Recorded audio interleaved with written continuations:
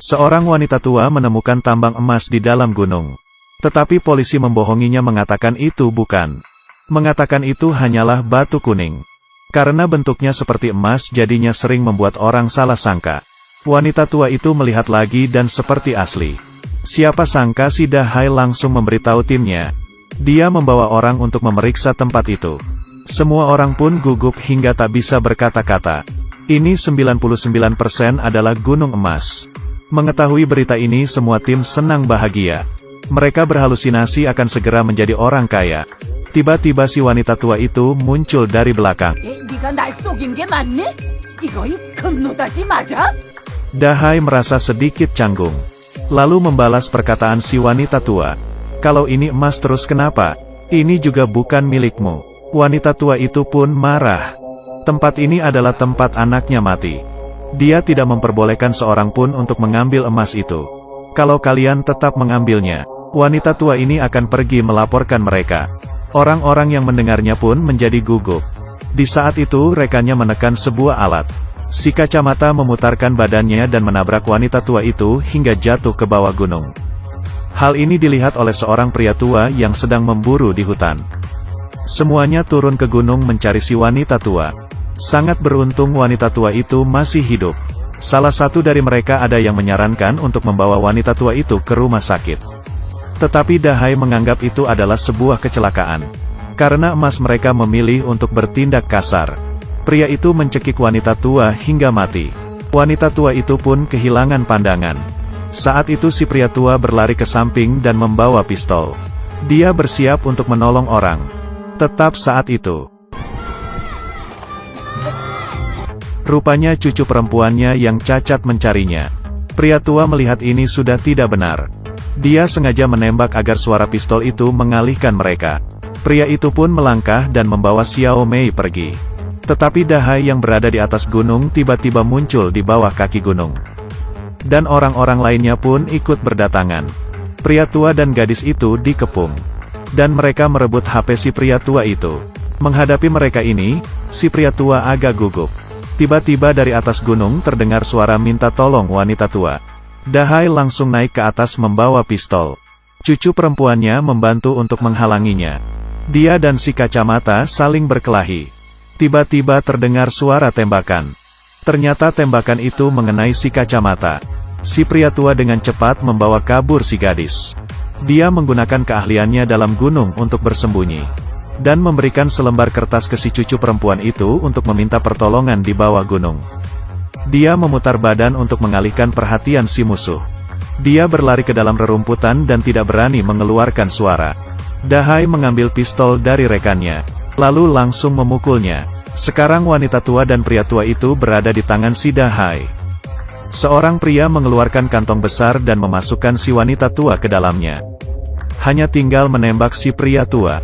Dari ekspresinya sudah kelihatan dia tidak pernah memegang pistol. Si pria tua berpura-pura ada perkataan yang ingin disampaikan. Pria itu pun langsung diserang. Si gadis sudah terkejar oleh orang-orang tersebut. Mereka langsung melayangkan beberapa tembakan tetapi tidak mengenainya. Si pria tua yang mendengar suara tembakan langsung berlari mengejarnya. Terakhir si gadis itu terkena tembakan. Kedua orang ini berjalan mendekat. Tiba-tiba gadis ini berdiri. Ternyata tadi itu hanya menggores kulitnya saja. Laki-laki di belakangnya ingin menembak lagi. Tiba-tiba dia ditembak oleh si pria tua yang telah mengejar mereka. Dia membunuh satu, dan satunya lagi dibiarkan kabur. Dua suara tembakan ini membuat si gadis menjadi lebih ketakutan lagi. Dia sepertinya tahu bahwa neneknya sudah tiada. Di sisi lain, penduduk yang mendengar suara tembakan langsung melapor ke FBL. Di bawah gunung mereka juga menemukan mobil yang bukan di kota tersebut. Mereka memutuskan untuk menyelidiki gunung itu. Dahai dan rekan lainnya menemui rekan lain yang sudah mati. Bawahannya baru saja mengurusi mayat rekannya. Tiba-tiba terdengar suara tembakan. Ternyata si pria tua sudah berdiri di titik tinggi. Dia menyuruh orang tersebut untuk menurunkan pistol dan mengeluarkan HP. Pria ini memasukkan tangannya ke dalam kantong. Tidak disangka dia malah mengeluarkan pistol. Ini pun membuat mereka menjadi ada kesempatan. Dimulailah medan pertembakan. Pria tua menggunakan pengetahuannya tentang medan perang itu dan gerak lawan. Jangan bermain-main dengan pemburu di pegunungan. Si pria tua memasukkan peluru satu persatu ke pistol. Menahan rasa sakit yang muncul dari dadanya. Lalu masuk ke hutan dengan postur tubuh yang luar biasa. Di sisi lain satu bawahan Dahai ada yang ingin mengundurkan diri. Katanya tindakan sekarang ini sangatlah bahaya. Suara tembakan pun terdengar. Ternyata dibunuh oleh pria ini. Si pria tua akhirnya menemukan Xiao Mei. Dia harus melindungi gadis ini.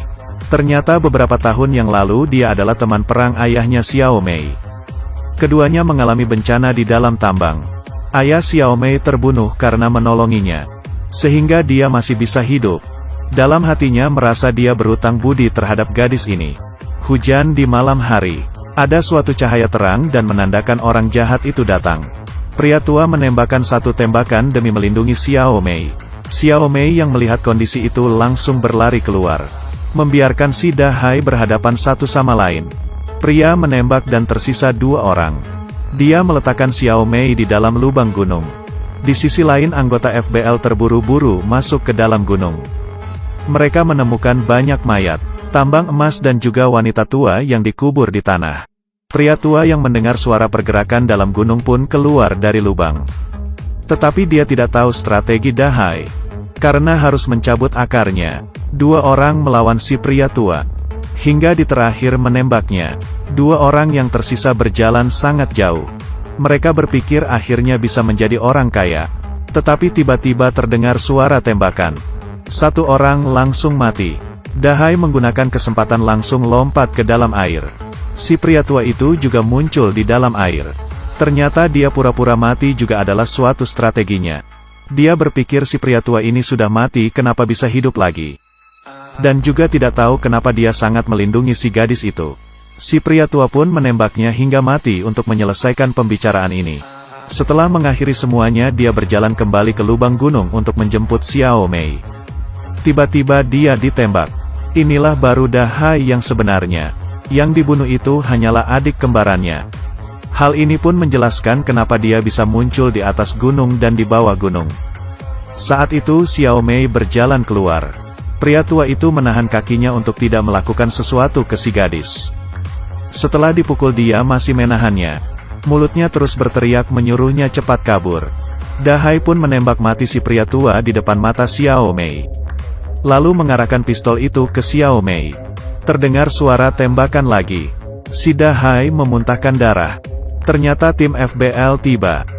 Xiao Mei yang melihat pria di tanah itu pun tidak kelihatan seperti orang bodoh lagi. Si pria tua yang melihat mukanya pun merasa tenang. Karena berkah air yang menetes dalam kehidupan akan terbayar kembali oleh mata air. Dan itu bukan hanya anugerah air yang menetes. Aku kasih kalian sesuatu. Ada tambang emas besar di pegunungan, tidak cukup rakus untuk menelan gajah. Seorang pria perlu berperilaku seperti ini sepanjang hidupnya, berdiri tegak di dunia. Aku adalah Huo Long Guo, yang suka videonya ikuti terus ya. Terima kasih.